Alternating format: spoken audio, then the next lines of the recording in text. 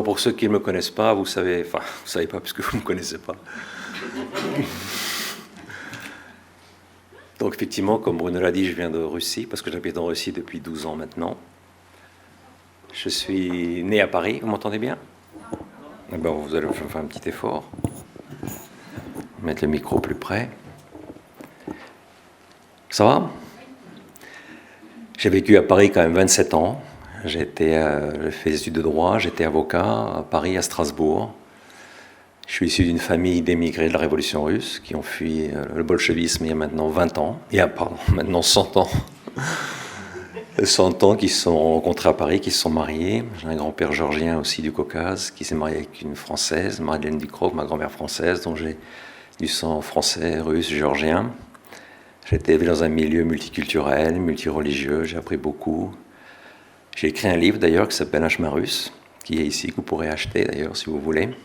C'est le plus beau livre, je pense, que j'ai jamais écrit. C'est une autobiographie spirituelle qui est en fait un acte de reconnaissance vis-à-vis de toutes ces personnes, ces grands-parents, surtout mes parents, qui m'ont donné énormément de choses dans la vie. C'est un livre qui permet aussi à ceux qui le veulent de découvrir les aide à découvrir leur mission dans l'existence. Souvent, je dis à mes élèves qu'il faut, pour découvrir sa mission dans l'existence, il faut arriver à se connaître soi-même bien, il faut connaître son passé, il faut savoir tout ce qu'on a reçu dans l'existence. La mission personnelle de chacun, c'est pas les caprices, c'est pas ce qu'on a envie de faire. Ta mission dépend fondamentalement de ce que tu es, de la connaissance que tu as de toi-même, la connaissance des talents que tu as reçus, la connaissance de ton tempérament, la connaissance de ton histoire, l'histoire de ton pays, l'histoire de ta culture. Si tu fais un travail sur ces choses-là, tu arrives à voir assez facilement qui tu es et quelle peut être ta mission dans l'existence. Et c'est aussi pour ça que j'ai écrit ce livre, afin que mes étudiants, mes élèves, puissent eux-mêmes commencer ce travail de découverte de leur propre mission.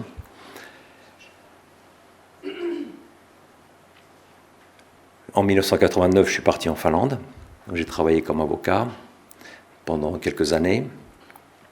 Et ensuite, donc les dernières 25 années, je me suis dédié à ce que je fais actuellement. J'ai arrêté complètement mon métier d'avocat, que j'aimais beaucoup d'ailleurs, mais je me suis rendu compte que le monde avait besoin d'autre chose que d'avocats. Ils avaient besoin de personnes qui leur parlent des choses dont nous avons parlé aujourd'hui. J'ai découvert ça parce que mes étudiants me posaient des questions qui étaient liées à l'anthropologie, à la personne humaine, au sens de la vie, aux valeurs, aux vertus, au tempérament, au caractère, aux rêves. Et comment on transforme un rêve en mission, en action. Donc je me suis lancé là-dedans. J'avais une formation philosophique, pas seulement juridique. Donc j'ai pu retourner sur les bons ouvrages, les assimiler, les comprendre. Et en 2007, j'ai publié ce premier livre, Le leadership vertueux, qui a été publié aux États-Unis en 2007 effectivement, et qui a ensuite été traduit en une vingtaine de langues. Donc c'est un ouvrage général sur le leadership vertueux, les vertus, comment on développe les vertus, quelles sont les vertus fondamentales, quelles sont les vertus spécifiques du leadership, la magnanimité, l'humilité. Et puis après, je me suis rendu compte qu'il fallait écrire un deuxième livre parce que je n'avais pas suffisamment expliqué le concept de magnanimité et d'humilité dans le premier livre. J'ai écrit un deuxième livre qui s'appelle « Créer pour la grandeur », qui est plus court, mais qui est vraiment centralisé, concentré sur ces deux vertus qui sont l'humilité et la magnanimité, deux vertus qui vont main dans la main et qu'on comprend très mal encore aujourd'hui.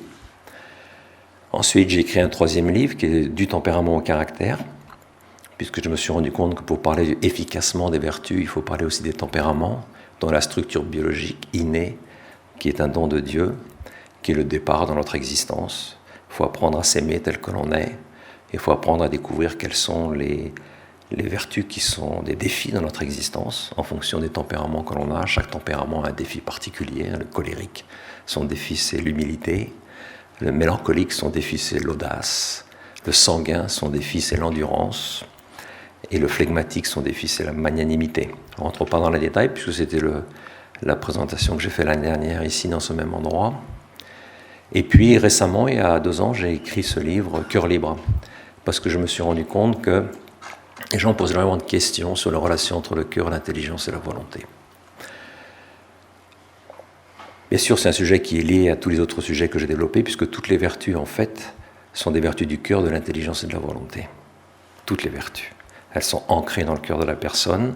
Elles exigent la vertu de prudence, qui est la vertu d'intelligence pratique. et elles exigent aussi de mettre la volonté en action. Donc toutes les vertus sont liées en fait au cœur, à l'intelligence et à la volonté.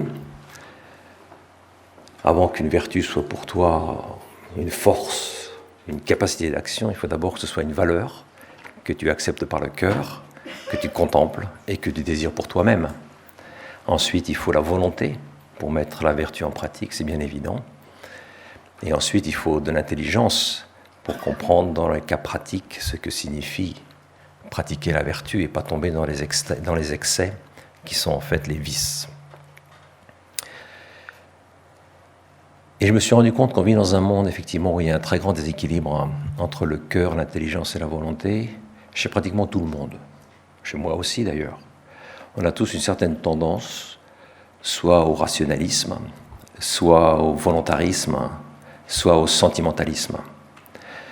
Et je me suis passionné, et je me suis dit, on va essayer de découvrir un petit peu quel type de personnes, quelles sont ces personnes finalement, et pourquoi sont-elles rationalistes, pourquoi sont-elles volontaristes, d'autres, et pourquoi il y a des sentimentalistes, et qu'est-ce que ça veut dire, quels sont les groupes, pour que les personnes puissent s'identifier parmi ces différents groupes et se dire, tiens, ça c'est probablement ce que je suis, ça c'est probablement mon problème, ça c'est probablement ma tentation. Et à la fin de chaque chapitre, donner quelques conseils pour qu'une personne qui se trouve dans un de ces groupes, par exemple un rationaliste, puisse se dire, moi, effectivement, je suis rationaliste. D'après ce qu'explique Alexandre, je suis rationaliste, mon intelligence absorbe mon cœur. Mon cœur est tout petit, ma raison est énorme, mon cœur est asphyxié par ma raison, et qu'est-ce que je peux faire ?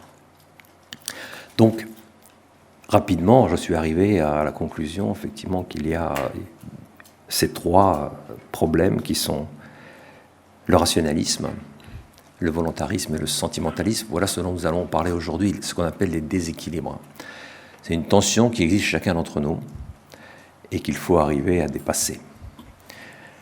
Alors, la première chose qui me vient à l'esprit, c'est que finalement, c'est quoi l'intelligence, c'est quoi la volonté et c'est quoi le cœur ? Alors, tu vois qu'il y a dans l'homme en fait trois foyers de liberté et de responsabilité, qui sont la raison, la volonté et le cœur. La raison et la volonté sont des facultés exclusivement spirituelles. Ça, on le connaît, on le sait bien. Le cœur est une puissance qui est à la fois spirituelle et corporelle. Donc le cœur, en fait, c'est la chose la plus complexe. L'intelligence et la volonté sont relativement simples. Le cœur, c'est la chose la plus complexe parce que le cœur est à la fois physique et à la fois spirituel. Alors, il y a des personnes qui ont beaucoup parlé de l'intelligence et de la volonté. Par exemple, les anciens Grecs. Mais chez les anciens Grecs, il n'y a pas réellement une vision du cœur. Il y a une vision de l'amour. Effectivement, chez Platon parle très bien de l'amour et d'une manière très belle. Mais pour lui, l'amour est extrêmement intellectuel. Par contre, chez Aristote, il parle aussi un peu de l'amour et tout, mais l'amour est extrêmement orienté sur la volonté. On ne sait pas ce qu'est le cœur chez les anciens Grecs. On sait ce qu'est l'amour d'une certaine manière, mais il n'y a pas vraiment une définition du cœur. On a eu, bien sûr, après les Grecs, on a eu Saint Augustin, qui lui voyait le cœur comme une puissance spirituelle, et pas seulement l'intelligence et la volonté comme des puissances spirituelles, mais aussi le cœur comme une puissance spirituelle de la personnalité. Mais on sait tous que après le XIIe, XIIIe siècle, on a reçu donc Aristote en Europe, et qu'on a perdu un peu le sens du cœur. Et c'est pour ça qu'on a eu finalement un très grand Français, Pascal, que tu as mentionné, Bruno, qui nous a rappelé un certain nombre de choses qui n'existaient pas chez les Grecs et qui existent d'une manière un peu floue, même chez Thomas d'Aquin. Il nous a rappelé l'existence du cœur chez la personne, le cœur comme vraiment source de la personnalité, le cœur comme centre de la personnalité.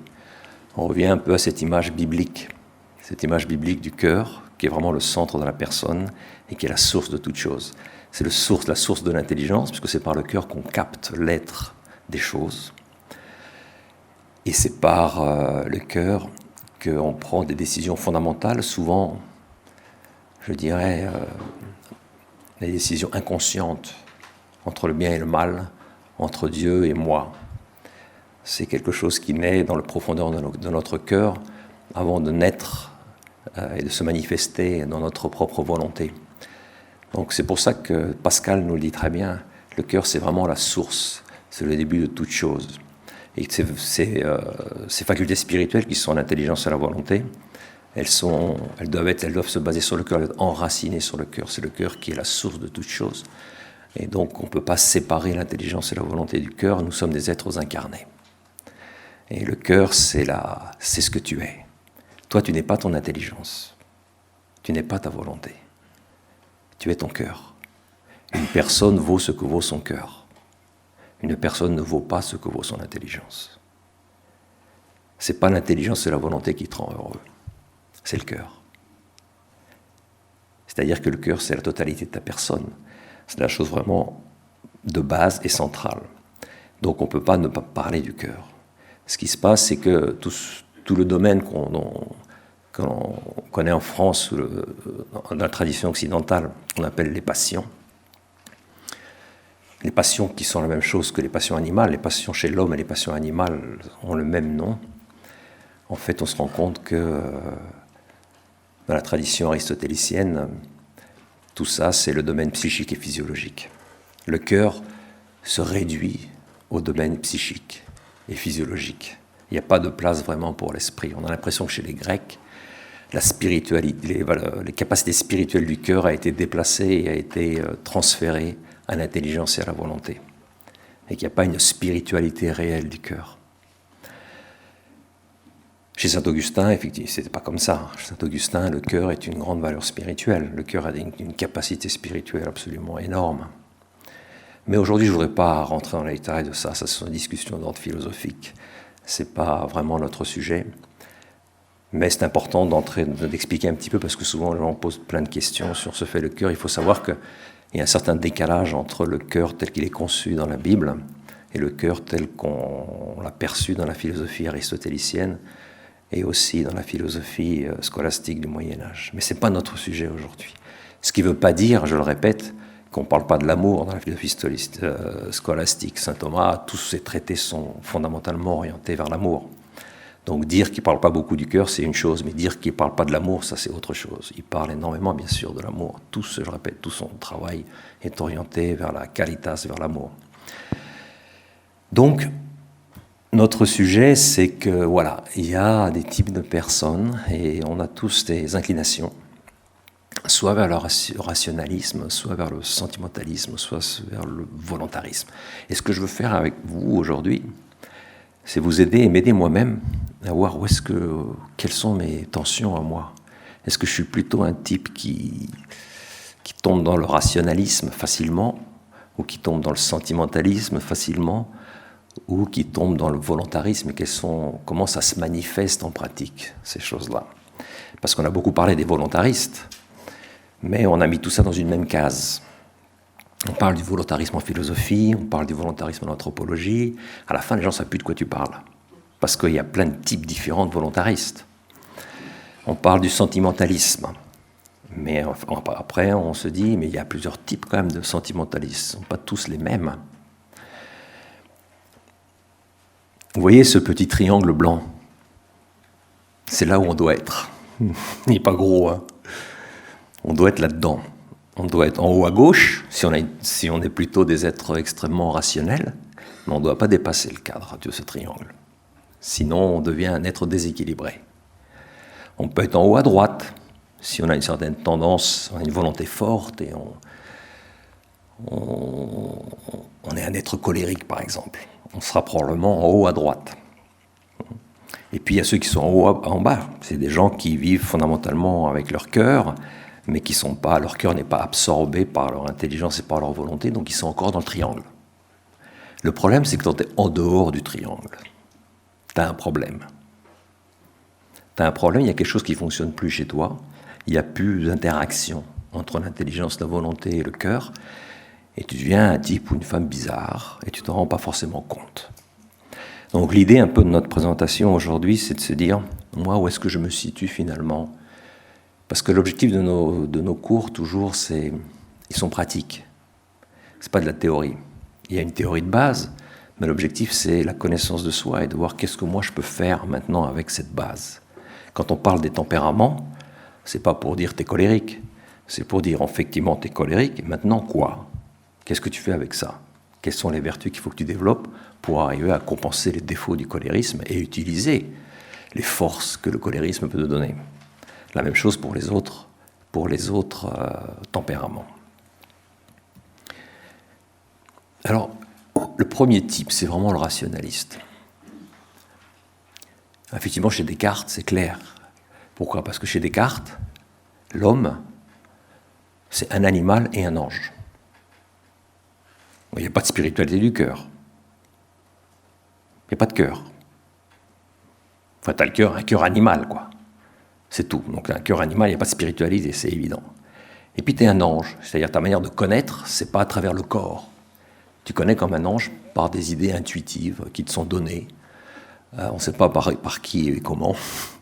La vision de Descartes, c'est ça, c'est l'homme est un ange dans un corps. Et donc, il n'y a pas besoin du cœur. Le cœur est absolument exclu de toute la pensée cartésienne. C'est quoi, finalement, le rationaliste? Il y en a beaucoup en France. Parce que malheureusement, Descartes a fait des dégâts. C'est rigolo parce que Descartes et Pascal ont vécu pratiquement à la même époque. C'était tous les deux des grands scientifiques. Mais l'histoire a voulu qu'on oublie Pascal, mais qu'on se concentre sur Descartes. C'est une réalité. Alors qu'on aurait dû probablement se concentrer sur Pascal, l'étudier plus à fond, et les Français auraient dû devenir plus pascaliens que cartésiens. C'est quoi un rationaliste? C'est une personne qui fondamentalement s'intéresse à la connaissance de l'objet bien plus qu'à l'objet de la connaissance. C'est-à-dire, c'est quelqu'un qui est obsédé par le problème de la connaissance intellectuelle. Qu'est-ce que je peux connaître par ma raison? Qu'est-ce que je peux connaître par les mathématiques? Qu'est-ce qui est certain, clair et précis? C'est quelqu'un qui veut connaître, c'est quelqu'un qui veut connaître par son intelligence, par son intellect. C'est quelqu'un qui est curieux, un peu au sens négatif du terme, c'est quelqu'un qui ramasse des informations, des expériences, un ramassis d'informations, mais c'est quelqu'un qui est incapable d'expérimenter réellement les valeurs transcendantales, le bien, la beauté, la vérité. C'est quelqu'un, par exemple Ernest Renan, qui écrit ce livre « Jésus-Christ ». Quand tu lis ce livre, qu'est-ce que tu vois? Il y a quelqu'un qui est préoccupé par une chose, pas du tout par le Christ. Il est préoccupé par la connaissance intellectuelle du Christ, totalement incapable de rentrer dans la vie du Christ. Produit un Christ totalement gentil, sympathique, qui n'a rien à voir avec le Christ de l'Évangile. Il le reproduit, il le réinvente, il le diminue au niveau de son propre intellect. Parce que lui, il est complètement, uniquement intéressé par la connaissance rationnelle de Jésus-Christ. Il est intéressé par la connaissance du Christ bien plus que par le Christ lui-même. Et il prend tellement de distance face à cet objet de connaissance que finalement il ne le connaît pas. Il ne l'expérimente pas. Chez Renan, dans la vie du Christ, il n'y a aucune expérimentation du Christ. Il n'y a aucune rencontre personnelle avec le Christ. Il n'y a aucune rencontre avec des valeurs transcendantes, le bien, la vérité et la beauté. Il y a seulement une préoccupation intellectuelle, uniquement intellectuelle. Il n'y a pas de place pour le cœur. Qu'est-ce que je peux connaître sur cet homme avec mon intelligence, avec ma raison? Tu as beaucoup de gens qui sont comme ça, et nous, on peut être comme ça. Pour Renan, quand il voit un tableau de Giotto, par exemple, la dernière scène, où tu vois Saint Jean qui a la tête posée sur la poitrine du Christ, et c'est un tableau extraordinaire où tu vois un cœur à cœur inouï entre Saint Jean et le Christ, il regarde ça et il éprouve absolument rien. Il regarde Vélasquez, de Jésus crucifié avec les cheveux qui lui tombent sur la partie droite de son visage, il ressent rien du tout. Un cœur complètement châtré. Il ressent rien. Il n'expérimente pas la beauté, il n'expérimente pas la vérité.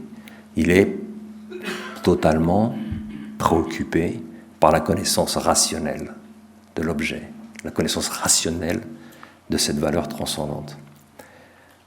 Il ne se laisse pas envahir. Et il y a beaucoup de gens qui sont comme ça. Il y a beaucoup de gens qui, au nom de la rationalité, tombent dans le rationalisme. C'est-à-dire qu'ils sont incapables d'expérimenter ces valeurs qui sont très supérieures à lui-même.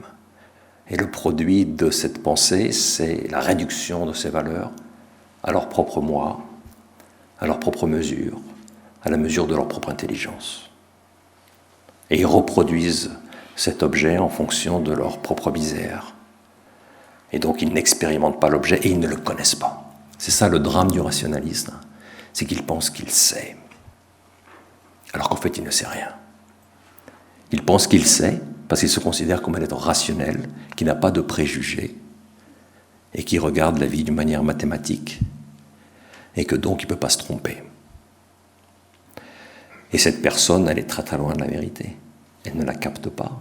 Elle a pris tellement de distance avec l'objet qu'elle ne le connaît pas. La connaissance de l'objet, c'est pas seulement, la connaissance des valeurs transcendantes, se fait pas seulement par l'intelligence, elle se fait beaucoup par l'expérience, par le cœur, par l'intuition. Qu'est-ce qu'on peut dire à ces personnes-là ? Il faut leur dire, tu es rationaliste, tu as une grosse difficulté, voilà ce que moi je te recommande. Laisse-toi toucher par ce qui est beau et ce qui est bon, sans essayer de réduire à ton pauvre entendement les réalités qui te dépassent. Laisse-toi étonner, saisir, embrasser, ravir. Tu ne comprendras la réalité que le jour où tu cesseras de vouloir la comprendre, la contenir et la posséder. C'est ce qu'il faut leur dire. Il faut leur dire, tu connais rien, tu penses que tu connais. Mais comme tu connais seulement avec ton intelligence, qui est une intelligence extrêmement limitée, en fait, tu ne connais pas la vérité. Tu ne la saisis pas. Tu ne la laisses pas entrer dans ton cœur et prendre possession de toi-même. Tu ne l'expérimentes pas. En fait, ce n'est pas la vérité que tu possèdes, c'est ta vérité. Tu l'as tellement diminuée que ça devient seulement ta propre vérité, mais ce n'est pas la vérité, ce n'est pas la valeur transcendante. D'où l'importance dans notre existence de se laisser étonner. La philosophie d'ailleurs commence par l'étonnement, on le sait tous. Une personne en fait qui est rationaliste ne veut pas être philosophe, parce qu'il n'y a pas d'étonnement. Et le début de la philosophie, c'est l'étonnement. C'est l'enfant qui regarde et qui s'étonne. Il faut se laisser posséder par la beauté, il faut se laisser ravir par des choses qui sont plus grandes que nous. Et c'est comme ça qu'on les possède, c'est comme ça qu'on les comprend. C'est comme ça qu'on finit par les connaître réellement. La rencontre personnelle de notre être dans sa totalité avec cette valeur transcendante. C'est pour ça on parle souvent de la liberté. Effectivement, tu as une liberté de base, qui est ce qu'on appelle la liberté de la volonté. C'est-à-dire, toi, tu es un être intelligent, donc tu as une intelligence rationnelle, et tu as une volonté libre. Donc tu es libre parce que tu peux faire des choix. C'est la volonté qui est libre. C'est quoi un cœur libre ? C'est une liberté supérieure à la liberté du cœur. La liberté du cœur, c'est la liberté des personnes qui sont capables de ressentir à l'intérieur de leur être, dans les profondeurs de leur existence et de leur être, des appels de la transcendance, de la beauté, du bien, de la vérité, et qui sont capables de dire oui. Tu vois, un cœur libre, c'est ça. C'est le cœur de la Vierge. Tu te laisses posséder par quelque chose qui est bien plus grand que toi. Tu sens cet appel de la beauté, de l'intelligence, de la volonté, de la beauté, du bien, de la vérité, et tu dis oui. Donc une personne libre réellement, c'est une personne qui a un cœur libre. La liberté de la volonté, c'est évident qu'elle existe chez tout le monde. Pratiquement tout le monde peut faire des choix. Et donc pratiquement tous, nous avons une liberté, nous avons une volonté libre. Mais les cœurs libres, non. Tout le monde n'a pas un cœur libre. Et c'est une liberté très supérieure à la liberté de la volonté. C'est vraiment la liberté des personnes qui sont capables, c'est une capacité la liberté. C'est la capacité de se laisser posséder, ravir par des vérités transcendantes qui sont très supérieures à nous-mêmes.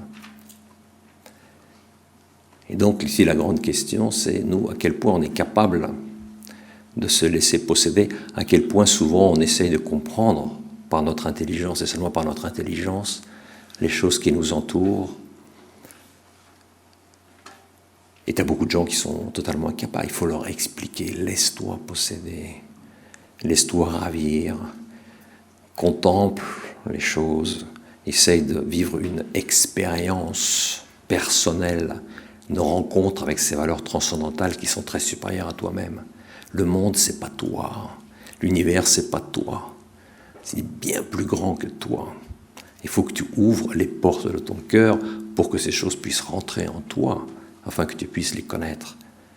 Donc, plus que faire quelque chose, la liberté consiste à tout simplement ouvrir les portes de notre cœur pour que ces valeurs transcendantes puissent entrer. Et vous avez raison, ça suppose un effort, surtout quand on a une tendance au rationalisme. Ça suppose un grand effort, c'est l'éducation de son cœur. L'éducation par la beauté, l'éducation par la formation du sentiment, l'éducation à travers l'esthétisme, l'éducation à travers la religion. Ce sont une éducation qui est absolument fondamentale pour la formation du cœur. Donc dans le monde d'aujourd'hui, il y a beaucoup de gens qui sont rationalistes et ils sont assez orgueilleux parce qu'ils pensent qu'ils savent plus que les autres, parce qu'ils savent des choses mathématiquement, intellectuellement, mais il ne faut pas avoir de complexe face à ces personnes. Non, elles ne savent rien. C'est ça la vérité, c'est qu'elles ne savent rien. Elles n'ont pas laissé leur être en contact avec ces vérités qui les transcendent. Et donc, elles ne savent rien. Elles n'ont qu'un ramassis de connaissances. Mais elles ne savent rien. Elles voient une toute petite partie de cette vérité et elles pensent qu'elles savent toute la vérité. Et là, il faut faire un effort de ce qu'on appelle d'humilité. Le gros problème du rationalisme, c'est l'absence d'humilité. Cette humilité qui est la base, en fait, de cet équilibre entre le cœur, l'intelligence et la volonté. Il faut l'humilité pour recevoir. Alors que l'orgueilleux, il veut seulement donner, il veut seulement produire. Plus que donner, il veut produire quelque chose. Alors que la personne humble, elle ouvre les portes de son cœur pour recevoir. Et ça a beaucoup à voir bien sûr avec l'éducation de la personne, mais ça a beaucoup à voir aussi avec l'humilité. L'humilité naturelle et l'humilité surnaturelle, la capacité de savoir que il faut se laisser imbiber. Il faut avoir cette rencontre. On parlait d'Ernest Renan. Il faut une personne qui est profondément chrétienne ne doit pas se poser tant de questions comme les philosophes allemands du 19e siècle. Qu'est-ce que je peux savoir sur le Christ? Il faut qu'il lise l'Évangile, tout simplement, et qu'il se laisse posséder par les paroles du Christ et par la personne du Christ lui-même. On voit beaucoup de gens qui vous demandent qui vous disent finalement dans l'Évangile, on n'est sûr de rien, il n'y a pas de choses qui sont mathématiquement démontrables, on ne sait même pas si tous ces livres sont inspirés, et puis voilà, il y a plein d'intellectuels qui vous parlent et qui vous disent tout ça c'est faux, tout ça c'est une invention des hommes, etc. Une personne humble lit l'Évangile, et il n'a pas besoin de réfléchir beaucoup. Son cœur a déjà pénétré la personne du Christ, le cœur du Christ, et elle comprend des choses d'une manière intuitive, immédiate. Et pour elle, la vérité, elle est là, elle n'est pas dans les mots, elle est dans le cœur même du Christ. Et donc il vit une expérience personnelle, une rencontre avec ce Dieu fait homme. Des personnes, bien sûr, qui sont éduqués dans un milieu complètement rationaliste, ils perdent tout sens religieux de l'existence. Il n'y a plus de place pour le cœur, il n'y a plus de place pour la compréhension intuitive des réalités qui nous dépassent. Ils ont peur, en fait, de ce monde d'intuition, de ce monde d'expérimentation, de ce monde de rencontres personnelles avec des valeurs transcendantes. Donc il y a un problème quand même, il y a un problème d'orgueil. Derrière le rationaliste, il y a un problème d'orgueil. Tu considères la raison humaine comme la base et le maximum de tout. Et tu tombes dans une déchéance totale. Tu ne connais plus rien et tu penses que tu connais tout. Et tu donnes à l'humanité des leçons de connaissance. Ça, c'est le rationaliste. Donc, la conclusion qui est importante pour chacun d'entre nous, dans un monde où il y a eu une importance du rationalisme, surtout au XIXe siècle, et ça a fait des dégâts, ça a laissé des traces, et ça peut avoir laissé des traces sur chacun d'entre nous. Tout dépend des écoles dans lesquelles on a été, les écoles qu'on a fréquentées, ou les parents qu'on a eus, les choses qu'on a lues. Ben, il faut se dire, tout ça c'est très limité, et moi il serait temps maintenant que je laisse mon cœur me laisser envahir. Il faut que je fasse appel à mon intuition naturelle, il faut que j'ai de l'humilité pour avoir le désir de faire l'expérience de ces valeurs transcendantes et pas seulement essayer de les connaître uniquement par mon intellect, parce que avec cette connaissance, je n'arriverai pas finalement à les connaître, je n'arriverai pas à les comprendre au sens propre du terme. Ensuite, il y a ce qu'on appelle les volontaristes. Il y a plusieurs types de volontaristes. Là, ce sont les personnes qui ont, non pas ce n'est pas l'intellect qui absorbe leur cœur, c'est la volonté qui absorbe leur cœur. Et des volontarismes, on en trouve pas mal d'ailleurs parmi les chrétiens, parmi les spiritualistes. C'est typique, par exemple, d'une certaine tradition, même dans l'Église catholique. On en trouve souvent des volontaristes. Il y en a eu beaucoup, bien sûr, parmi les calvinistes. C'est évident, le calvinisme, vous avez une image ici de qui? Vous avez tous lu le livre de Charlotte Brontieu, Jane Eyre. C'est un des derniers films sur Jane Eyre qui est sorti. C'est qui ce type? C'est un brave gars. Il est un brave gars. C'est Jane qui est derrière lui. Et lui, ce pasteur calviniste, c'est quelqu'un qui considère que la sainteté consiste fondamentalement à faire l'opposé de ce que ton cœur t'indique, aller contre les inclinations les plus profondes de ton cœur pour pouvoir donner à ta volonté plus de valeur. Que la sainteté est dans la volonté. Et que donc ce que tu as besoin dans ton existence, c'est d'un impératif catégorique. Et qui ne doit pas avoir de place pour le cœur. Parce que pour lui, c'est ça qu'est la sainteté.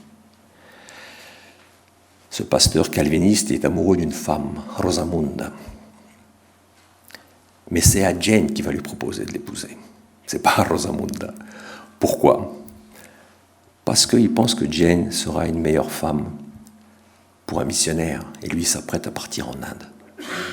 Et il cherche une femme qui peut l'accompagner en Inde, une femme qui a les qualités nécessaires pour accompagner un missionnaire en Inde. Jane est amoureuse d'un autre type, Mr. Rochester. Elle n'est pas du tout amoureuse de ce pauvre pasteur calviniste.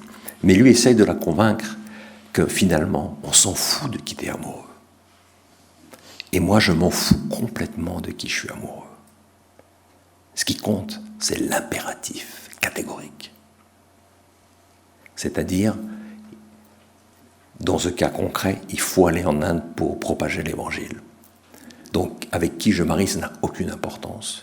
Et avec qui toi, tu te maries, ça n'a aucune importance non plus. On fera comme si on s'aimait. On fera comme si on s'aimait, parce qu'il y a un impératif catégorique qui exige qu'on renonce à l'amour, qu'on renonce à notre cœur, et qu'on fasse ce que notre volonté nous indique. L'impératif catégorique. Et cette action, pour lui, est une action sainte. Pas de cœur, que de la volonté, ça c'est un acte de sanctification. C'est le volontarisme spiritualiste. C'est des gens qui ne savent pas être heureux et qui pensent que le bonheur, c'est un péché. Terrible, hein? Ils pensent que, parce que le cœur, c'est le bonheur. Le cœur, il n'est pas dans l'intelligence ni dans la volonté. C'est bien évident. Le cœur, le bonheur, il est dans le cœur de la personne. C'est le cœur qui te rend heureux. Ce n'est pas l'intelligence ou la volonté.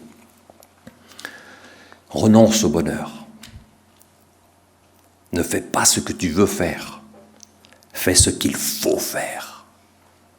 Le devoir pour le devoir.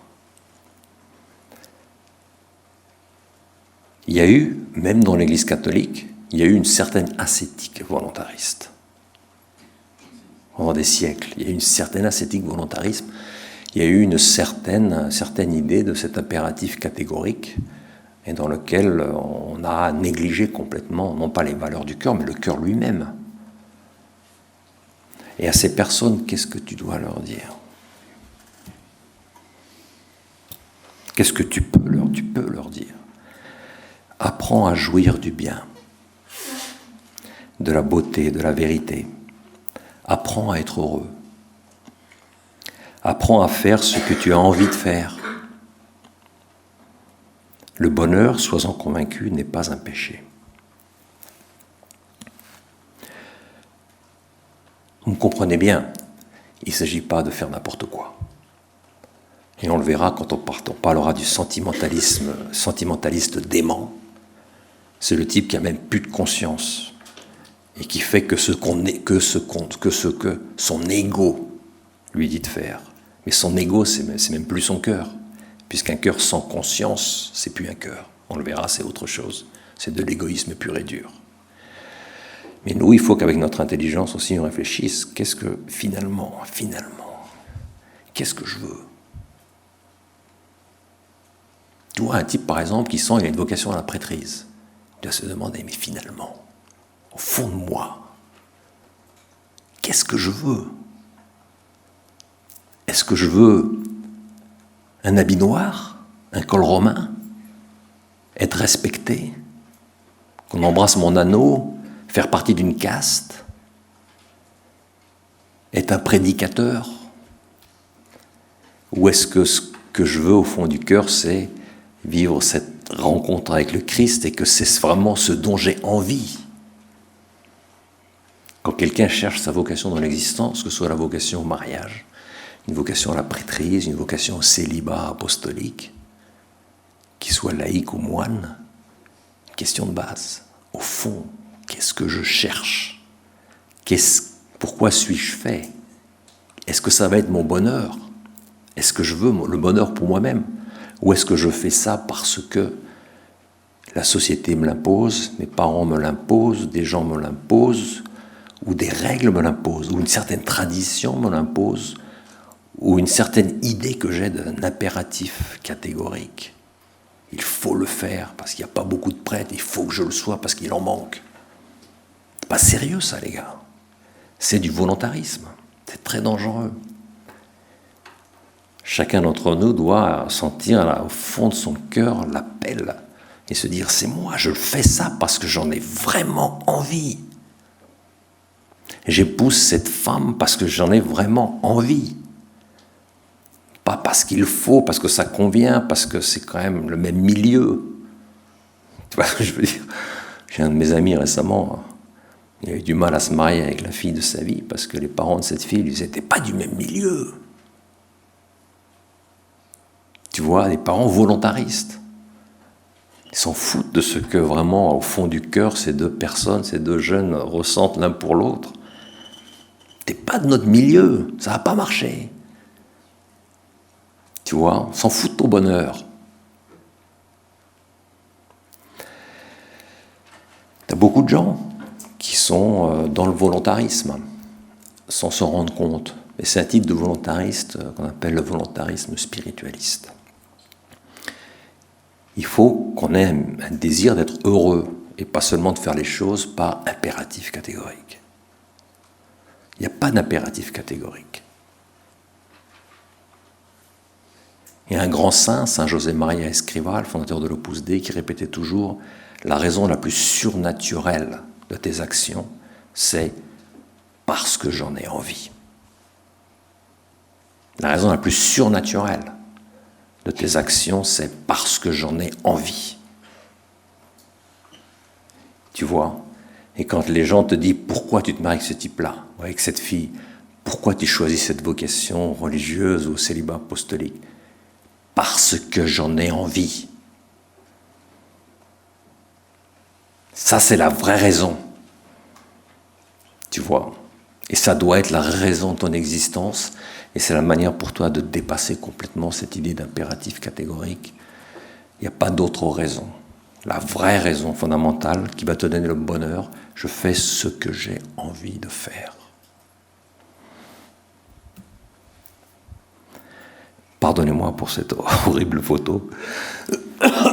Ça, c'est le volontariste machiste. C'est quoi ça? Vous savez, je vous ai parlé des tempéraments. Je vous ai dit qu'il y a 4 types de tempéraments. Les colériques, les mélancoliques, les flegmatiques et les sanguins. Il se passe que très souvent, on voit que le tempérament colérique et le tempérament flegmatique sont des tempéraments plus masculins que les tempéraments mélancoliques et sanguins. Pourquoi? Parce que le tempérament colérique, c'est un tempérament très orienté sur la volonté, l'action. La volonté, l'action, c'est très masculin, tout ça. Le tempérament flegmatique est très orienté sur la rationalité. Les flegmatiques sont extrêmement rationnels, scientifiques, une approche scientifique de la réalité. Donc on dit ça, c'est plutôt masculin. Et puis les tempéraments mélancoliques, c'est des tempéraments plus chaleureux, plus intérieurs. Les sanguins, c'est évident, des tempéraments très chaleureux. Et on dit ça, c'est plutôt des tempéraments féminins. Dans le monde dans lequel on vit aujourd'hui, les gens disent on a surtout besoin de colériques. C'est le monde du management, le monde de l'action, etc. Il ne faut pas oublier qu'à l'époque d'Aristote, les tempéraments mélancoliques étaient considérés comme des tempéraments supérieurs. Aristote, dans un de ses livres qui s'appelle Problème 30, un titre absolument horrible, Problème 30, je ne sais pas si vous l'avez lu, il dit que les mélancoliques, ce sont tous des génies, non pas par maladie, mais par nature. Pourquoi? Parce qu'est-ce qu'ils cherchent, les Grecs? Ils cherchent la créativité, l'invention. Et ça, c'est propre des tempéraments mélancoliques. La contemplation, la capacité de découvrir des choses nouvelles, l'intériorisation. Aujourd'hui, on vit dans un monde où c'est le tempérament colérique qui est considéré comme le tempérament le plus utile. Les gens d'action. Success, tu vois, le success. Il faut absolument être un manager pour bien s'organiser dans la vie. Et qu'est-ce qui se passe? Il se passe que bien de ces personnes qui ont un tempérament, surtout ceux qui ont un tempérament colérique, ont tendance à considérer les mélancoliques ou les sanguins comme des efféminés. Tu vois? Alors qu'en réalité, les sanguins et les mélancoliques sont des gens qui sont plutôt extrêmement sensibles. Tu vois, par exemple, je ne sais pas si vous connaissez un petit peu la situation d'Amérique latine. En Amérique latine, les gens sont fondamentalement... La grande majorité des personnes ont un tempérament sanguin. Ils sont très sensibles aux relations entre eux-mêmes. Et les Espagnols, ils sont plutôt colériques. Et à chaque fois que les Espagnols vont en Amérique latine, il y a toujours des conflits. Parce que le gars d'Amérique latine considère l'Espagnol comme une espèce de macho qui veut absolument viriliser ces pauvres habitants d'Amérique latine. Et les habitants d'Amérique... Donc les habitants d'Amérique latine voient chez ces colériques espagnols des machos qui veulent les viriliser. Et eux, ils voient dans les Espagnols des machos qu'il faut absolument sensibiliser. Donc tu as des conflits, je dirais des conflits tempéramentaux qui sont évidents, mais qui sont liés un peu à cette vision que si tu es mélancolique ou sanguin, c'est probablement que tu n'as pas une volonté forte, c'est probablement que tu es un être déséquilibré et que tu es un sentimentaliste. Alors qu'en réalité, on le verra, les sentimentalistes, c'est pas la même chose. C'est pas parce que tu es sensible que tu es sentimentaliste. Voilà le mot-clé. C'est pas parce que tu es un être sensible que tu es un être sentimental. C'est pas la même chose. Et à ces gens-là, qu'est-ce qu'il faut leur dire, à ces personnes qui font pas cette différence? Moi, je leur dis la chose suivante. Cesse de penser que la virilité et la sensibilité sont des réalités incompatibles. Cesse de confondre la sensibilité avec le sentimentalisme. Cesse d'avoir honte de tes sentiments et des sentiments des autres. Abandonne cette pudeur déplacée qui te paralyse. Sors de ta caserne. Tu vois, le machiste, c'est quelqu'un, quand il voit des gens sensibles, il pense que c'est des infrahumains. Tu vois, il n'arrive pas à saisir que la sensibilité est quelque chose d'extrêmement positif. C'est des gens qui ont peur de leurs propres sentiments, qui ont peur de les manifester, qui ont peur de les ressentir, et quand ils les voient chez les autres, ils ont honte. Ils ont honte pour eux. Et quand ils les ressentent chez eux-mêmes, ils ont honte pour eux. Ils ont honte pour eux-mêmes. Il ne faut pas avoir peur de nos sentiments. Si tu regardes un film et que tu te mets à pleurer, tu dois te dire, c'est génial. C'est vraiment génial, j'arrive à pleurer. C'est-à-dire que je suis sensible. Des gens, ils ont honte et tout de suite prennent les mouchoirs. Ils ne me voient pas, personne ne me voit. En réalité, c'est la preuve que tu as une certaine sensibilité, une réactivité positive et noble face au bien, face à la grandeur, face à la magnanimité, face à la vertu. Ça provoque en toi des émotions. Ça ne veut pas du tout dire que tu es un sentimentaliste. Au contraire, ça veut dire que tu as une sensibilité noble, positive, sérieuse. Donc il ne faut pas avoir peur de notre réactivité aux valeurs transcendantes qui se manifestent dans l'art, dans la vie ordinaire, dans nos relations avec les gens. Si parfois tu as des larmes aux yeux parce que le bien produit en toi ces réactions, pense pas que c'est mal. Au contraire, pense « je suis un être normal ». C'est bon que ces choses-là m'arrivent et qu'elles m'arrivent même souvent. Un acte héroïque en face de toi peut provoquer des larmes qui sont des larmes extrêmement positives. C'est-à-dire que tu es sensible au bien et tu trouves ça beau et ça provoque en toi des émotions qui sont des émotions nobles et saintes. Et celui qui rit de toi, qui te dit c'est pas un macho, c'est pas un être humain, c'est pas un type sérieux, c'est un sentimental, il se trompe. C'est lui qu'il faut corriger, c'est lui qu'il faut aider à être plus sensible. Vous voyez, ça c'est un deuxième type de volontarisme. C'est plutôt un volontarisme culturel. Alors que le volontariste spiritualiste, c'est très lié à l'éducation. C'est le type d'éducation que tu as reçu. Une religiosité déviante, kantienne. Alors que le volontarisme machiste, c'est plutôt la culture dans laquelle il a grandi, qui fait qu'il n'aime pas les émotions quand elles se manifestent extérieurement. Pour lui, ça sonne un peu à efféminer tout ça. Tu vois, efféminer. Alors que je le répète, la sensibilité n'a rien à voir avec la féminité. Tous les êtres humains, qu'ils soient hommes ou femmes, sont appelés à être sensibles face à ces réalités transcendantes que sont le bien, la vérité et la beauté.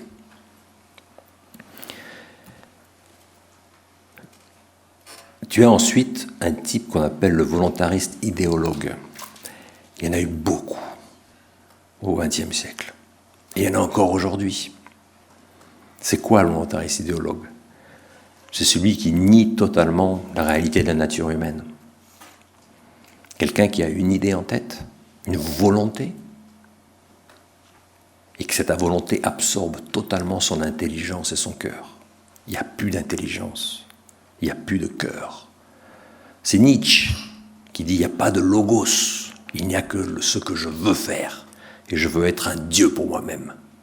Et je veux être un dieu pour l'humanité, je veux être un surhomme. C'est Nietzsche, c'est Sartre. Tout ça sont des volontaristes. Simone de Beauvoir. Il n'y a plus d'intellect, il n'y a plus de logos. Il n'y a qu'une seule chose, moi, ma volonté. C'est le marxisme, bien évidemment. C'est toutes les idéologies qui nous environnent. Il n'y a plus de place pour l'intelligence. C'est les mouvements libéraux modernes, LGBT, etc. C'est tout ça. Ça existe encore. L'idéologie, c'est ça. Ce sont des volontaristes, ce sont des Nietzschéens, ce sont des gens qui n'ont plus de cœur. Et ils n'ont plus d'intelligence. Là, vraiment, la volonté a pris le dessus sur tous les autres aspects de la personnalité humaine. Il n'y a plus que l'idée. Cette statue, elle est importante. C'est la paysanne et le colcosien. Cette femme, Viera Mouhina, qui a fait cette statue, était vraiment un génie. Elle a fait cette statue en 1938.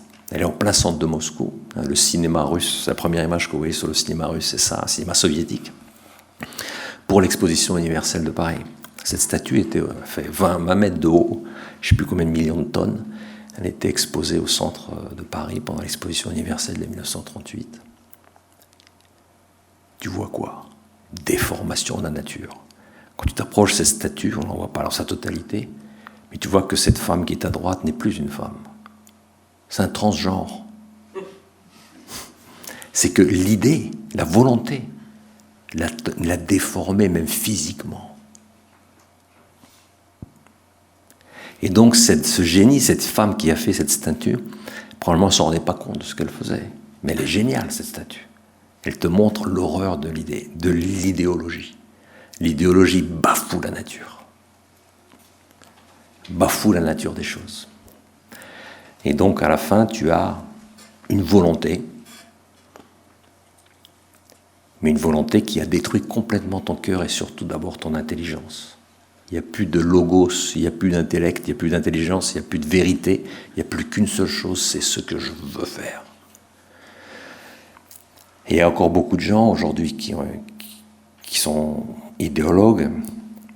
Qu'est-ce qu'on peut leur dire à ceux qu'on aime, qui sont idéologues ou qui l'ont été, et qu'on veut aider? Et bien, on pourra leur dire, par exemple, la chose suivante.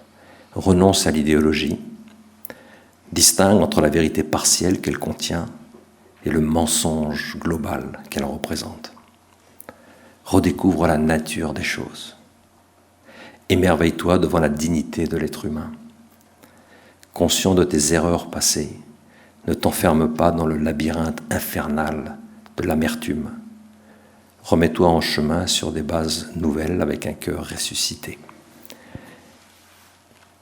Il faut aider ces personnes à retrouver les valeurs du cœur, les valeurs de la vérité, sortir de leur désir volontariste.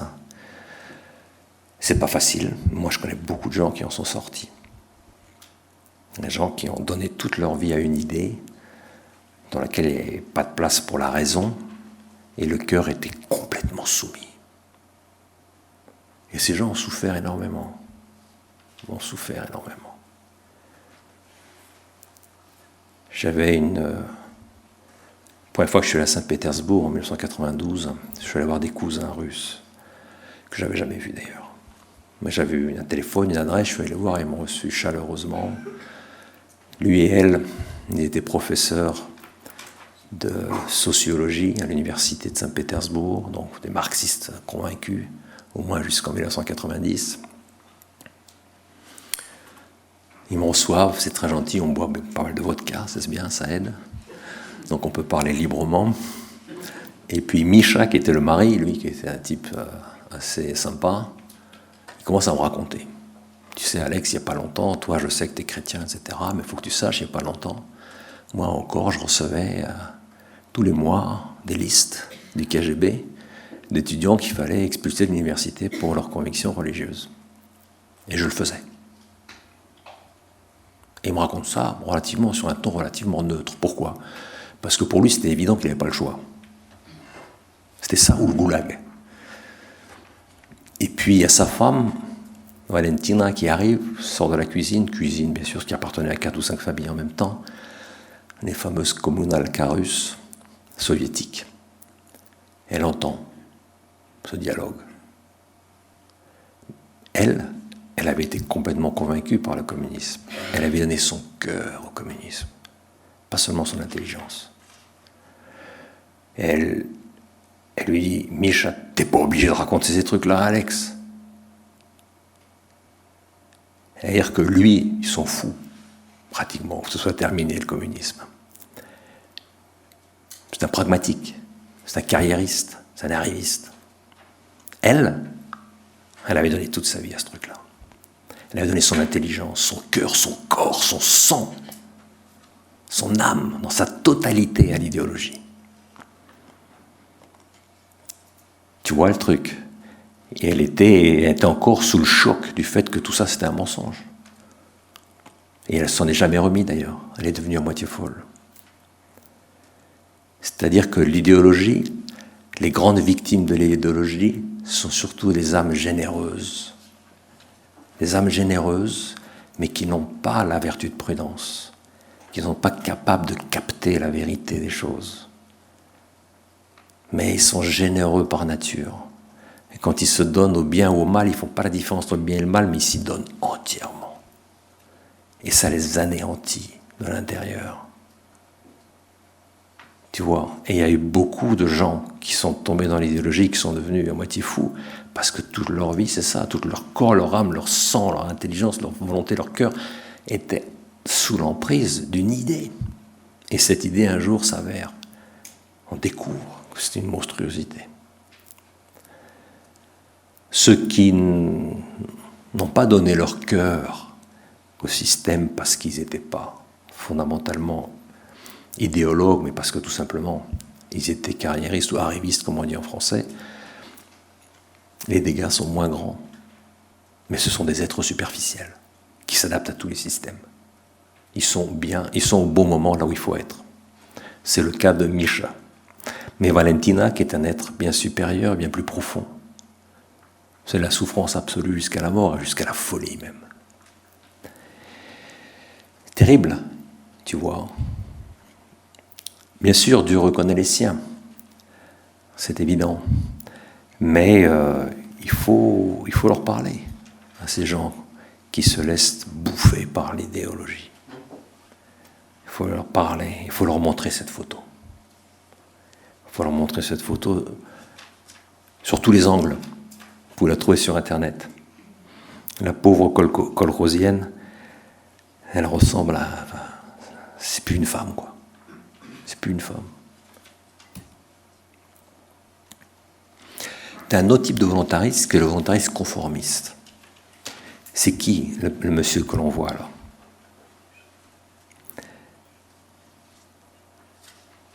C'est le fameux livre Thérèse d'Esquerou, le fameux Bernard.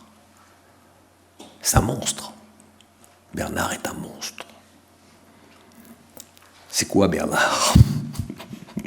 C'est quoi? Je ne dirais pas, si je ne pas c'est qui, parce que c'est quoi en fait. C'est plus quoi que qui. Bernard, c'est quoi? C'est un type qui croit aux règles. C'est un type pour lequel il y a des règles. Il y a des règles religieuses, il y a des règles politiques, il y a des règles sociales qu'il faut respecter avant tout. Et que la vertu, ça n'existe pas. Ce qui compte, c'est les règles. Les gens qui obéissent aux règles constamment. Des gens dont l'éthique est l'éthique des règles. L'éthique de la vertu, ils ne savent pas ce que c'est. Il est incapable d'aimer. Il est incapable de pratiquer la justice. Il a une femme, Thérèse. Bien sûr, il n'aime pas Thérèse. Quand il regarde Thérèse, qu'est-ce qu'il voit dans Thérèse? Il voit dans Thérèse les intérêts de la famille, celle qui porte en elle la progéniture. La progéniture, c'est monstrueux. Pour elle, Thérèse, c'est l'incarnation de l'avenir de la famille. Mais Thérèse, il est incapable de l'aimer. C'est les intérêts de la famille qui, pour lui, priment toute autre chose. Il ne peut pas aimer, il est incapable d'aimer, il n'a pas de cœur, ce gars-là. C'est un monstre.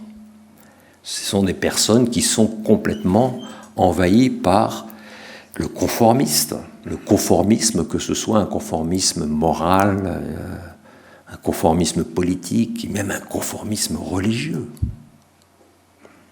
Tu as des gens qui aiment plus les règles religieuses ou ecclésiastiques que les personnes. Il ne s'agit pas de dire qu'il faut mettre à la poubelle tous les 10 commandements et les commandements de l'Église. Pas du tout. Mais il s'agit de réfléchir. Souvent, qu'est-ce qu'on aime plus ? La règle ou la personne ? Et Louis Bernard, c'est évident que lui, il a fait un choix depuis qu'il est tout jeune sans s'en rendre compte. Ce qui compte, c'est la règle. C'est le conformisme. Ces gens-là, il y en a aussi pas mal. Il y en a de moins en moins. La société, vraiment, aujourd'hui, ne les supporte plus. Et il y en a de moins en moins. Ils sont rigolos, quoi. Quand tu vois des gens comme ça aujourd'hui qui existent encore, tu te dis, mais ce gars-là, c'est le 15e siècle, quoi. Tu vois, tu en vois de moins en moins. Ça, c'est clair et net. Il y a beaucoup plus d'idéologues.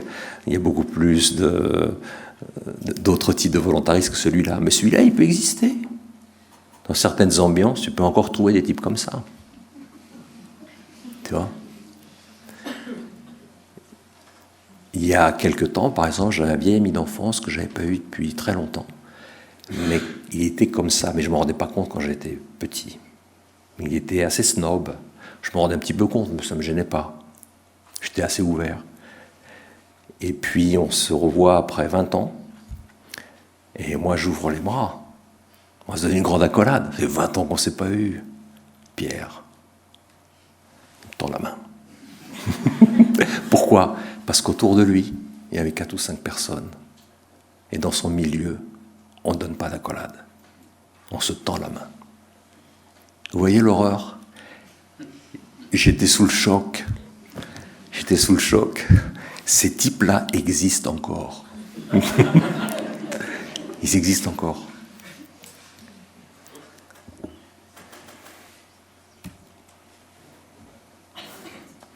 Qu'est-ce qu'on lui dit à ce type-là ? Apprends à aimer les hommes plus que les règles, plus que les traditions, plus que le culturellement, le religieusement ou le politiquement correct. Apprends à découvrir en chaque être humain une personne. Ensuite, après les volontaristes, tu as ce qu'on appelle les sentimentaux. Alors le sentimental voluptueux, c'est quoi ? Vous reconnaissez Clémenceau. C'est quoi le sentimental voluptueux ? Là, le sentimental, c'est une personne qui, plus d'intelligence, plus de volonté, mais le cœur. Mais surtout, il faut arriver à comprendre ce qu'est un sentimental au sens propre du terme. Sentimental, au sens propre du terme, c'est une personne qui jouit non pas de la valeur, mais du plaisir que la valeur peut te donner. C'est une personne qui jouit non pas de la vérité, mais du plaisir que la connaissance de la vérité peut te donner. Ce sont des personnes qui, pour prendre plein d'exemples, par exemple, pour que ce soit concret pour vous, un chrétien qui va prier, non pas pour rentrer en contact avec Jésus-Christ et lui parler, l'écouter, le contempler, mais pour éprouver une certaine satisfaction dans la prière, une certaine consolation dans la prière. C'est pas mauvais la consolation dans la prière, mais cette personne, elle va à la prière pour la consolation. C'est-à-dire pour le plaisir que la prière peut te donner. Non pas pour cette rencontre avec le Christ qui souvent se termine par une rencontre avec la croix et avec la douleur, mais pour une rencontre qui se termine dans la satisfaction de la contemplation, une satisfaction qui fait que le jour où il n'y a plus de satisfaction, il arrête de prier. Voilà. Ils sont très instables, les sentimentalistes, parce qu'ils cherchent en fait le plaisir que peut donner une certaine valeur. Mais ils pensent qu'ils aiment cette valeur pour elle-même, alors qu'en réalité, ils aiment le plaisir que cette valeur va leur donner. Tu vois, c'est par exemple l'homme d'affaires qui fait créer plein de business autour de lui, non pas parce qu'effectivement, l'activité de créer du business développe la vertu dans la personne, la vertu d'endurance, d'audacité, de risque et tout ça, qui sont des choses très positives chez l'homme d'affaires, mais pour le sens, cette joie de l'action, pour l'action, l'activisme. En fait, il recherche non pas la valeur, qui sont les valeurs intrinsèques au business noble, ce qu'il recherche, c'est le plaisir que va lui donner l'activité propre au business. Une personne qui va en Afrique nourrir un pauvre Africain qui est en train de mourir de faim, il y a deux manières de voir ça. Tu fais ça, si elle fait ça pour se sentir bien avec sa conscience, elle fait ça encore pour elle-même, pour la paix, pour le plaisir que lui donne le fait de faire une action positive. Mais elle ne fait pas ça par amour de la personne qu'elle nourrit. Elle fait ça pour elle-même, pour le plaisir que lui donne le fait d'être capable de faire une action qui soit généreuse. On appelle ça en anglais le feel goodism. Je le fais in order to feel good. Vous voyez ce que je veux dire? Je fais ça pour me sentir bien. Ça me fait plaisir de faire plaisir aux autres. Tu vois le truc? Je ne fais pas plaisir aux autres parce que je vois des fils de Dieu dans les autres ou des filles de Dieu et je vois leur dignité. Non. Je fais ça parce que j'ai besoin d'être en paix avec moi-même, avec ma conscience. Je veux me sentir bien.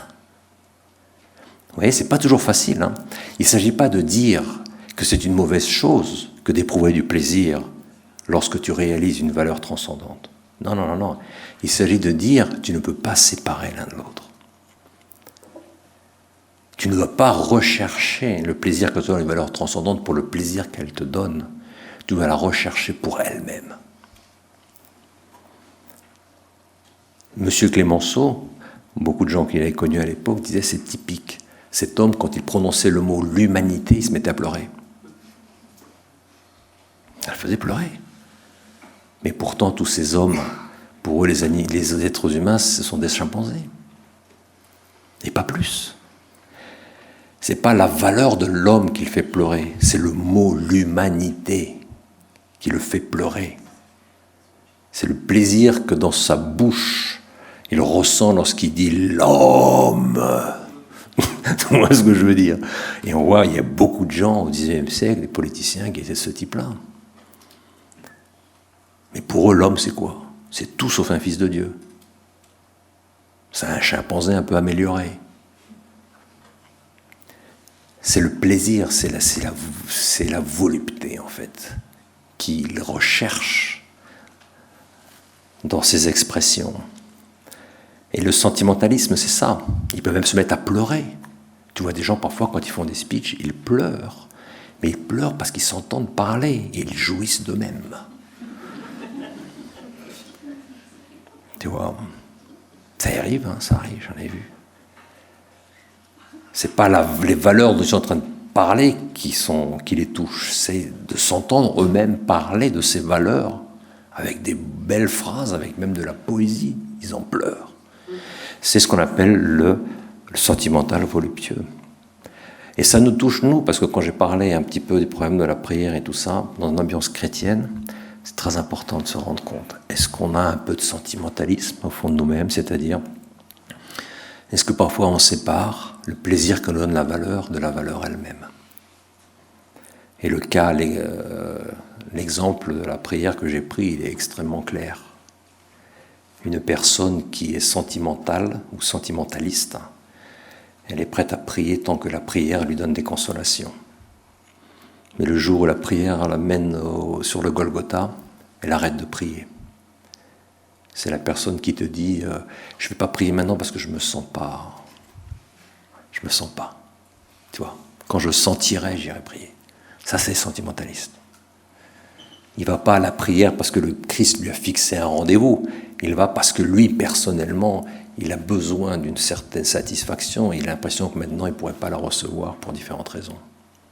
C'est encore le moi. Il y a beaucoup d'égoïsme là-dedans. Dans le sentimentalisme voluptueux, il y a un égoïsme caché, mais réel. Qu'est-ce qu'on dit à ces gens-là? Apprends à aimer le bien pour lui-même et non pas pour le plaisir qu'il te procure. Éprouve ta conscience. Que cherches-tu? Quel est le motif profond de tes actions? Si le plaisir, pour une raison ou pour une autre, s'évanouit, persévères-tu dans la pratique du bien? C'est ça, en fait, le mot-clé, qui nous sert à un examen de conscience. Si ça devient dur de faire ça, et que ça ne me procure plus de plaisir, ou de satisfaction, ou de consolation, est-ce que je continue à le faire? Et si tu continues réellement à le faire, c'est parce qu'effectivement tu cherches cette valeur pour cette valeur, et non pas pour le plaisir qu'il te donne. Et si tu arrêtes, c'est le signe clair et net que tu es effectivement un sentimentaliste et qu'en réalité tu te recherches toi-même. Voilà un bon point pour un examen de conscience. Ensuite, tu as ce qu'on appelle le sentimental dément. Alors c'est Rousseau. C'est quoi le sentimental dément? C'est la personne qui pense qu'elle a un grand cœur, mais elle s'en fout complètement de l'intelligence et de la volonté. Rousseau était un homme absolument sans vertu. Tous ceux qui l'ont connu disent qu'il n'avait pas de vertu, ce gars-là. Mais aucune. Sa vie, c'est de la pourriture. C'est un type, je ne vais pas raconter la vie de Rousseau, vous la connaissez tous mieux que moi. C'est un type absolument sans aucune vertu, ni du cœur, ni de l'intelligence, ni de la volonté. Et pourtant, il a une influence énorme. Parce qu'il disait, j'ai un cœur chaleureux. C'est le fondateur, en fait, de cette psychologie sentimentaliste moderne. C'est vraiment Rousseau. On vit dans un monde rousseauiste, mais complètement. On vit dans un monde de sentimental dément. Il est dément dans le sens où l'intelligence n'a plus aucune action, n'existe plus. Ce qui existe seulement, c'est le cœur, ce que moi je ressens. Il n'y a plus de conscience. Rousseau, il va donner tous ses enfants à l'assistance publique, et il écrit dans ses mémoires, je l'ai fait en toute conscience parce que j'ai un cœur chaleureux. C'est terrible à lire, mais c'est comme ça, j'ai un bon cœur. Rousseau, il n'a plus de conscience du tout. Et c'est pour ça ce qu'on lui disait toujours, de toute manière, toi, tout ce que tu fais sera toujours bien. Parce que ton cœur justifie tout ce que tu peux faire. À partir du moment où tu penses que tu as un cœur chaleureux et bon, à partir de ce moment-là, tout ce que tu fais est justifié. Ce sont ces personnes qui te disent « Mon cœur me dit que ». Le cœur, c'est quoi? Le cœur, c'est effectivement ton moi le plus intime. Mais ce qu'il faut toujours avoir présent à l'esprit, c'est que on a aussi une conscience. Et la conscience, c'est la voix de Dieu à l'intérieur de nous-mêmes. Et que tu ne peux pas dire « mon cœur » si ton cœur ne passe pas à travers ta conscience. La conscience vient d'abord, qu'elle est la voix de Dieu à l'intérieur de moi-même. Et ton cœur, ton moi le plus intime, il vient ensuite. Il y a la priorité qui est la priorité de la conscience sur le cœur. Ce que toi tu es, ce que tu veux faire, tout ça c'est très important, j'en ai parlé. Mais il y a la conscience qui doit agir. Il y a la vertu de prudence qui doit agir. Et Rousseau, il s'en fout complètement. Il n'y a pas de conscience. Et si beaucoup de gens te disent « je fais ce que mon cœur me dit de faire », en fait, ce n'est pas leur cœur. Parce qu'un cœur dépravé de conscience, ce n'est plus un cœur. C'est un moi égoïste, orgueilleux. Ce n'est pas ton cœur. Ce n'est pas ton vrai moi. C'est un moi déformé. Quand je vous parlais tout à l'heure de l'importance de chercher le bonheur et de faire ce que ton cœur t'indique, je ne parle pas de ce type de cœur. À la Rousseau, bien évidemment. Je parle d'un cœur qui est formé, un cœur qui est capable d'écouter la voix de la conscience à l'intérieur de lui-même. Sinon, ce n'est pas un moi, ce n'est pas un cœur. Ce n'est pas un vrai cœur. Très souvent, ces gens, ils invoquent Pascal. Ils disent, Pascal nous dit, le cœur a ses raisons que la raison ne connaît pas. Ils adorent prononcer ces paroles. La seule chose, c'est que Pascal avait un sens moral incroyable. Pascal, c'était un être de conscience. Il écoutait sa conscience constamment. Alors que ces types-là, ils n'ont plus de conscience. Et donc, quand ils disent « mon cœur me dit, je fais ce que mon cœur m'indique, mon cœur a ses raisons que l'intelligence ne comprend pas et ne connaît pas », en réalité, c'est qu'ils n'ont même pas cherché à savoir ce que leur intelligence leur dise. Alors que Pascal, c'est un être d'une moralité exquise, d'une sensibilité morale absolument exquise. Pascal, il n'avait pas du tout envie de dire qu'il faut bafouer les droits de la conscience pour pratiquer les droits du cœur. Pas du tout. Rien à voir avec ça, c'est un abus de langage terrible d'utiliser Pascal pour dire je fais ce que j'ai envie de faire. Vous voyez, alors au nom du cœur, on déclare des guerres incroyables, au nom du cœur, on commet des crimes monstrueux contre la nature humaine. Au nom du cœur, mon cœur. T'as envie de rigoler, toi. Mon cœur. C'est plus du cœur, ça, c'est vraiment tout sauf le cœur en réalité. C'est ton égoïsme pur et dur. C'est pas ton cœur, c'est de l'égoïsme pur et dur, c'est ton ego qui se manifeste.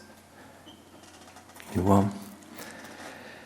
C'est des gens, par exemple, qui se sentent humiliés ou qui se sentent, humiliés par d'autres personnes qui ne cherchent pas du tout à les humilier. Ils ne cherchent pas même pas à savoir si les autres les ont humiliés ou pas. Ils se sentent humiliés. Et ils sont prêts à se faire la guerre à d'autres personnes et à tuer des nations entières parce qu'ils se sentent humiliés. Leur conscience, leur raison ne fonctionne plus. Et le dernier type, avant de passer au dernier type, quand même, il faut donner des conseils à celui-là. Apprends à écouter ta conscience avant d'écouter ce que tu appelles ton cœur. La voix de ta conscience, qui est la voix de Dieu, a priorité sur la voix de ton moi. Un cœur affranchi de la conscience n'est pas un cœur libre. C'est un cœur égoïste, hypocrite et perverti. Et ça, c'est peut-être la situation dans laquelle on se trouve fondamentalement aujourd'hui. Le volontarisme, c'était très fort au XXe siècle. Les idéologues, l'idéologie, tu vois. Les rationalistes, il y en a eu beaucoup, bien sûr aussi au XIXe siècle. Après, on a eu beaucoup d'idéologues, de volontaristes idéologues. Maintenant, on pullule, les sentimentalistes déments pullulent. On vit dans un monde de sentimentalisme dément. Et les médias, c'est l'incarnation de ce sentimentalisme dément. Ils jouent constamment sur les sentiments, mais au sens rousseauiste du terme. Les sentiments, qui sont des émotions du dernier moment, des émotions, qui sont des émotions en fait purement égoïstes, purement le moi, tu vois, et dans lequel il n'y a aucun logos, il n'y a pas de vérité, on s'en fout de la vérité, et on ne la recherche même pas. Il n'y a plus d'intelligence, il n'y a plus de volonté, il y a seulement ce que je ressens. C'est la forme la plus dangereuse du sentimentalisme. C'est le sentimental dément.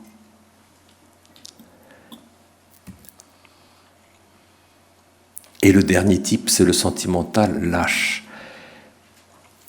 Ce que vous voyez ici, bon, ça ne vous dit rien. C'est une histoire de Turgenev. Turgenev, qui est un auteur russe, il a écrit un livre, un tout petit récit, qui s'appelle Rudin, qui est très connu en Russie, parce que tous les enfants à l'école l'étudient, justement pour ne pas tomber dans ce piège du sentimental lâche. C'est un type qui est amoureux d'une fille, Natalia. Et elle est amoureuse de lui. Et elle est prête à sacrifier toute sa famille parce que sa famille ne veut pas entendre parler de Rudin. Et donc elle va le voir et elle lui dit « J'ai rompu avec ma famille et on s'en va tous les deux. On va se marier, on s'en va, on se marie. Et on ne revient plus chez moi tant que mes parents ne comprennent pas ce que je suis en train de faire. » Et lui, il lui demande... Alors elle lui demande « Est-ce que tu as un plan ? Est-ce que tu as un plan ? Tu es quand même un homme, c'est toi qui dois avoir le plan. Le plan A, qu'est-ce qu'on fait maintenant, toi ? Où est-ce qu'on va, quoi ? » Et lui, il commence à réfléchir et il lui répond « Mais si maman n'est pas d'accord, si la matouchka, la maman n'est pas d'accord, peut-être que c'est pas bien ce qu'on fait. » Tu vois, cette fille qui est prête à tout sacrifier pour lui, parce qu'elle aime ce type. Lui, il est terrifié par l'idée qu'il va falloir affronter la belle-mère. C'est monstrueux. C'est vraiment un truc absolument... C'est de la folie, quoi. Le type, c'est un sentimental. Il a des idées extrêmement élevées. Elle est amoureuse de lui parce que c'est un type très élevé, très intellectuel, avec des idées absolument géniales. Des idéaux fantastiques pour lesquels on est prêt à donner notre vie. Mais au moment de la réalité, c'est un type, il n'a pas le courage de ses opinions, il n'a pas le courage de faire le bien, il ne veut pas affronter sa belle-mère, Maman n'est pas d'accord. On voit encore de nos jours des sentimentalistes. C'est le type qui, lorsqu'il a une vocation au mariage, il va épouser une femme ou une vocation spirituelle, religieuse, il va demander à maman ce qu'elle en pense. Voilà. Et l'opinion de maman est extrêmement importante. Voilà. Et si maman n'est pas d'accord, peut-être que ça ne vaut pas la peine. C'est le sentimental lâche. C'est une personne, il lui manque l'audace, il lui manque le courage, il lui manque la vertu. En réalité, il lui manque la force pour être sincère avec lui-même et ne pas vivre comme un hypocrite. Et voilà ce qu'on peut lui dire à ce pauvre homme. Le pauvre Rudin ne renonce pas au bien sous prétexte qu'il puisse devenir source de conflit. Ne sois pas lâche, ne sois pas hypocrite. Apprends à gérer les contradictions avec sincérité, fermeté. Dans la vie ordinaire, où est-ce qu'on voit ces sentimentaux lâches? Ce sont des gens, par exemple, des éducateurs ou des parents qui ne corrigent pas leurs enfants ou leurs élèves parce qu'ils ont peur du conflit. Il ne faut faire de mal à personne. Si tu lui dis la vérité sur ce qu'il est en train de faire, tu vas lui faire du mal. Il faut être gentil. Il faut être gentil. Il ne faut pas corriger les gens. Il ne faut pas que tu corriges tes employés. Il ne faut pas que tu corriges tes enfants. Il ne faut pas que tu corriges tes élèves parce qu'ils vont souffrir. Personne aime être corrigé. Et donc tu ne corriges pas. Tu n'aides pas. Tu n'aimes pas parce que tu as peur de ce petit conflit qui va naître. Tu vois ? Tu te dis, comment est-ce que moi je peux me permettre de dire des choses à cette personne? Il ne va pas être content, il va être malheureux, il va me critiquer. Tu es lâche. Et comme tu es lâche, tu es incapable de l'aimer. Parce qu'aimer cette personne, c'est avant tout, dans ta situation de parent ou d'éducateur, de le corriger. De le corriger avec amour et délicatesse, bien évidemment. Il ne s'agit pas de donner des gifles, des baffes. Il s'agit de lui expliquer. Ça, c'est le sentimental lâche. Et tu as des parents sentimentaux, lâchement sentimentaux. Tu as des éducateurs lâchement sentimentaux. Ils sont incapables d'aimer à cause de ce manque de courage. Vous voyez ? Donc vous voyez qu'il y a des déséquilibres un peu partout. Je vais m'arrêter là parce que quand même on a beaucoup parlé. Il faut arriver à savoir moi où je me situe. On peut avoir certaines tendances en fonction de son tempérament. On a une tendance. Le colérique peut avoir tendance au volontarisme. Le mélancolique peut avoir tendance au sentimentalisme. Le flegmatique peut avoir tendance au rationalisme.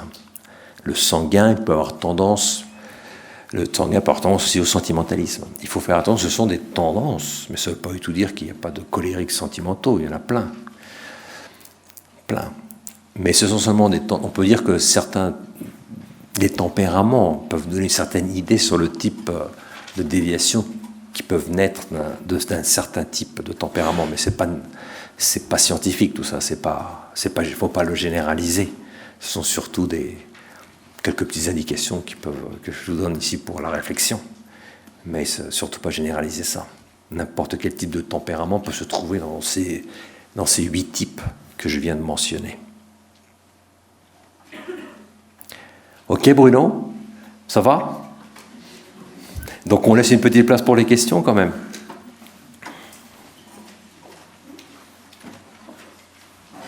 Il y aura 2 questions.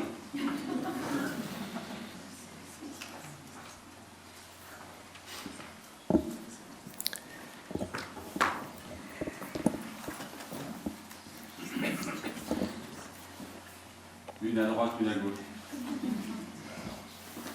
Je me sens sentimental lâche.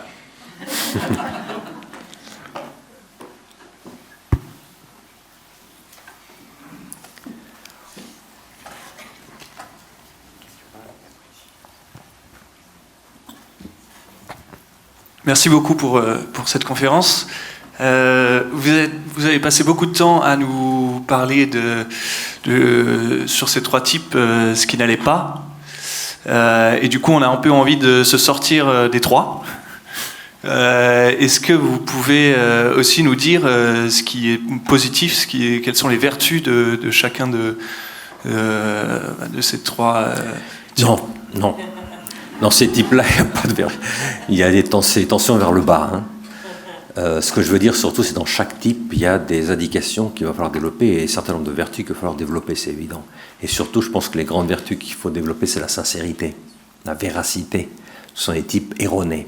Il y a des gens qui n'ont pas compris, qui ne savent pas, en réalité, quel est cet équilibre qu'il doit avoir entre ces trois choses. Mais effectivement, tu as raison, on voit par le lâche, ce dont il a besoin, c'est de courage. Tu comprends ?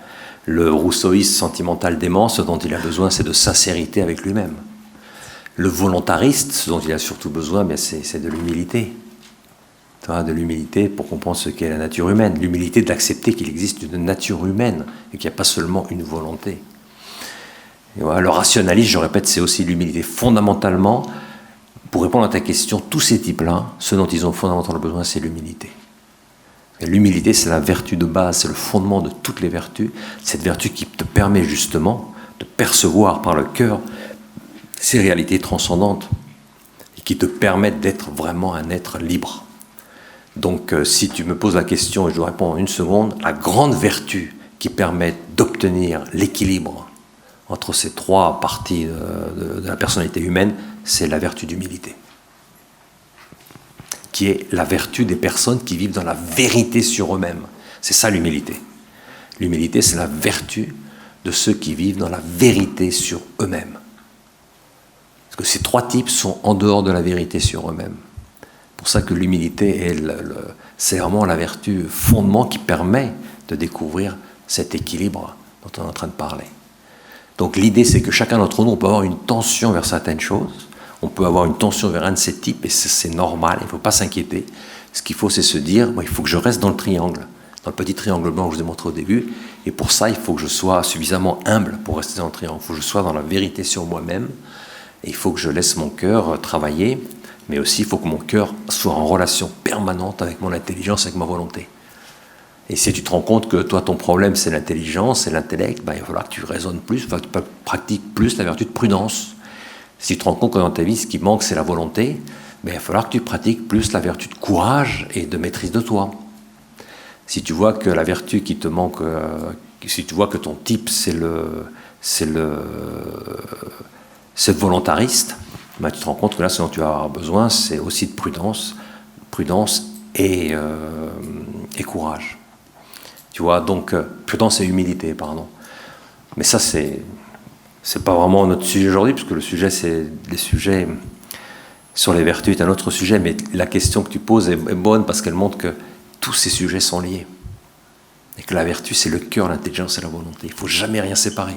Le grand problème de ces gens qui tombent dans des erreurs, c'est parce qu'ils voient une partie seulement de la réalité. Et nous, on doit toujours chercher la réalité dans sa totalité. Et la totalité, c'est que le cœur, la raison et l'intelligence doivent fonctionner main dans la main, les trois ensemble. La vérité, c'est que la vertu, c'est toujours le cœur, l'intelligence et la volonté. Sinon, ce n'est pas vraiment la vertu, c'est autre chose. Donc voilà, ce que je vous encourage, c'est surtout à chercher toujours cette globalité, cette totalité, et de se rendre compte que c'est difficile de l'obtenir, et nous, on a toujours des tendances vers une chose ou vers une autre. Et il faut arriver à se comprendre, à se découvrir, pour savoir qu'est-ce qui va être vraiment le défi dans mon existence pour que j'obtienne cet équilibre dans ma vie.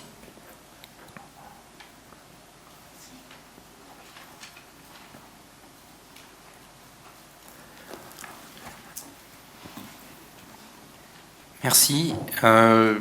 J'avais une question. Je voulais savoir, quand vous avez fait votre présentation, au cours de votre présentation, je me suis interrogé de savoir quels étaient les excès de la société d'aujourd'hui, qui ne me semblent pas toujours très bien en point en Europe de l'Ouest. Et je me demandais, quand vous avez présenté le rationalisme, je me suis dit, c'est ça.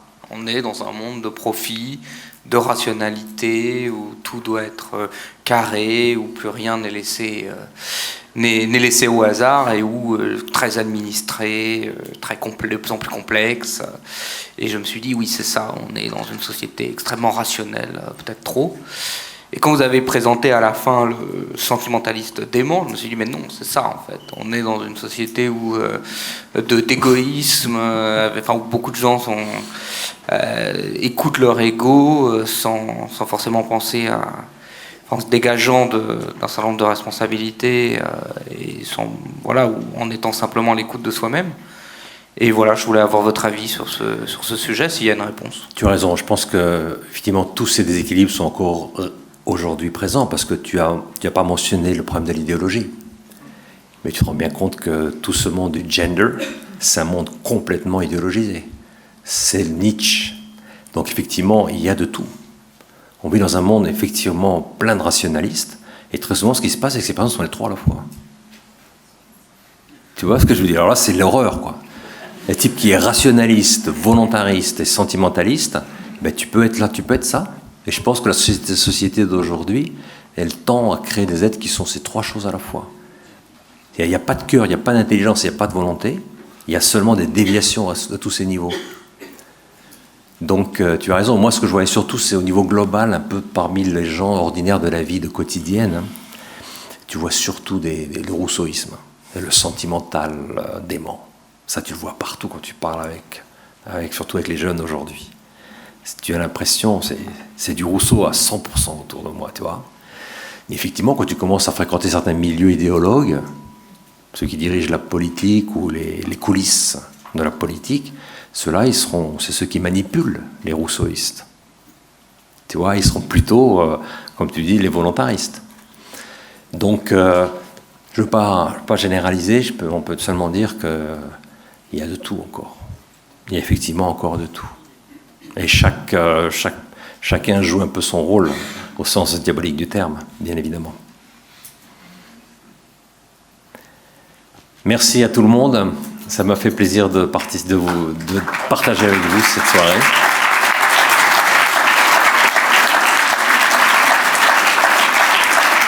Alors il y a des livres, il y a pas mal de livres en vente, surtout le Cœur libre, qui est mon dernier livre, qui est beaucoup plus large que seulement cette présentation. Et puis il y a d'autres livres que j'ai écrits avant, dont je vous ai parlé, qui sont aussi en vente. Je les signerai avec plaisir. Je vais vous présenter Amaury, qui est le président de notre institut, qui est une minute, qui va vous parler un petit peu, très rapidement, de ce que l'on fait. Tout d'abord, ce que je voulais dire, c'est que l'introduction était très anthropologique, l'introduction de Bruno de Saint-Chamard, et je pense qu'en elle-même, elle aurait fait une très belle conférence. Alors Alexandre, comme vous le savez, un certain nombre d'entre vous étaient hier et avant-hier au séminaire, a développé un système de leadership, le leadership vertueux extrêmement complet, partant du tempérament des différents, je ne vais pas faire la conférence, partant des différents tempéraments et de l'effort sur soi-même pour progresser en caractère, et grandir, faire grandir et servir. Je n'en dirai pas plus. Mais par contre, Alexandre n'a pas encore mentionné qu'il avait monté un certain nombre d'instituts de par le monde, en Russie bien entendu, dans toute l'Europe, aux États-Unis, en Chine, en Russie, etc. Et bien entendu en France. Alors, c'est très bien que vous veniez à cette conférence. N'attendez pas l'année prochaine pour vous intéresser au leadership vertueux. N'attendez pas qu'il revienne. L'Institut de leadership vertueux existe donc en France. Nous avons une équipe de gens absolument remarquables. Donc ceux d'entre vous qui souhaitent s'intéresser au leadership vertueux, au système d'Alexandre Havard, ceux d'entre vous qui souhaitent se former par curiosité, par curiosité intellectuelle, ou ceux d'entre vous qui veulent aller plus loin, peuvent venir se former et éventuellement, dans le futur, devenir consultant ou formateur. Voilà, donc, si vous voulez, avec quelques-uns de mon équipe, nous pourrons répondre à vos questions tout à l'heure, au moment de la galette. Merci Bruno, merci Alexandre, merci François Xavier.